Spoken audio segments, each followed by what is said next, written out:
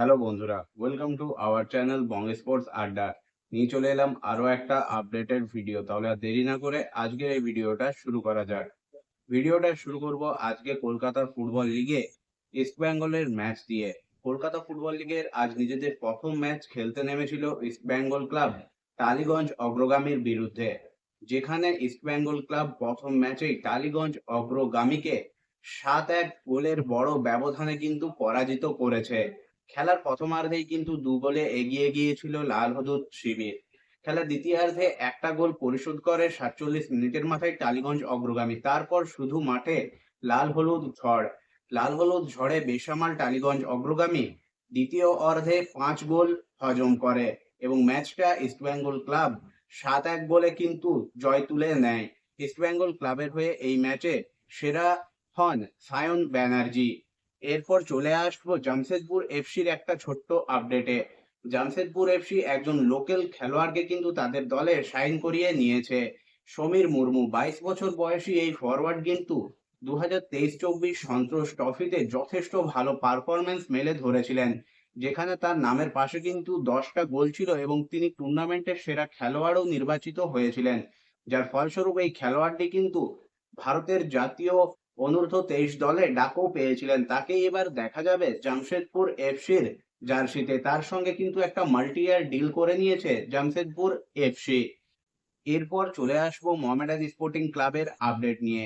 গত টানা 3টে সিএফএল এ চ্যাম্পিয়ন হয়েছে মোহামেডান স্পোর্টিং ক্লাব। এবার তারা চতুর্থবার চ্যাম্পিয়ন হওয়ার লক্ষ্যে নামছে। কালকে তাদের ম্যাচ রয়েছে খিদিরপুর স্পোর্টিং ক্লাবের বিরুদ্ধে। ম্যাচটা হবে মোহামেডান স্পোর্টিং ক্লাবে নিজের ঘরের মাঠে। খেলা শুরু হবে বিকেল 3টে থেকে এবং খেলাটা তোমরা লাইভ দেখতে পাবে জি24 ঘন্টা, জি5 ওটিটি অ্যাপ এবং জি এর ইউটিউব চ্যানেলে।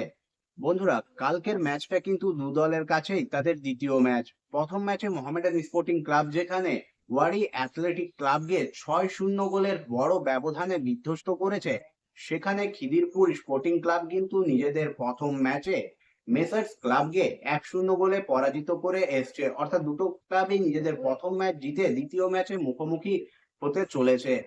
ধারে ভারে সাম্প্রতিক সময়ের পারফরমেন্সে মোহামেডান স্পোর্টিং ক্লাব কিন্তু কালকের ম্যাচে ক্লিয়ার ফেভারিট হিসেবেই শুরু করবে।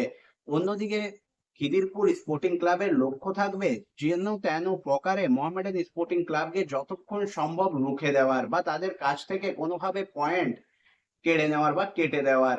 তবে এটা মোটেই কিন্তু খিদিরপুর স্পোর্টিং ক্লাবের জন্য সহজ হবে না, কারণ যেরকম বিধ্বংসী ফর্মে মোহামেডান স্পোর্টিং ক্লাব গত ম্যাচে দেখিয়েছে, তাছাড়া যে আক্রমণাত্মক ফুটবল এবং প্রেসিং ফুটবল তারা খেলেছে, তাতে খিদিরপুরের জন্য এই ম্যাচটা কিন্তু খুব টাফ ম্যাচ হতে চলেছে।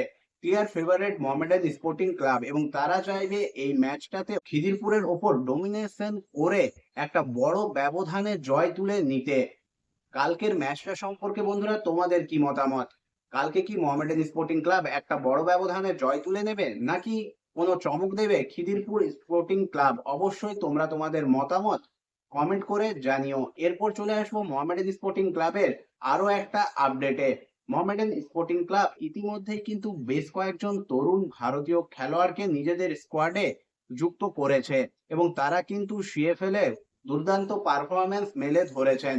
এবার আরো একজন মিজো ফুটবলারকে কিন্তু সাইন করিয়ে নিল মোহামেডান স্পোর্টিং ক্লাব।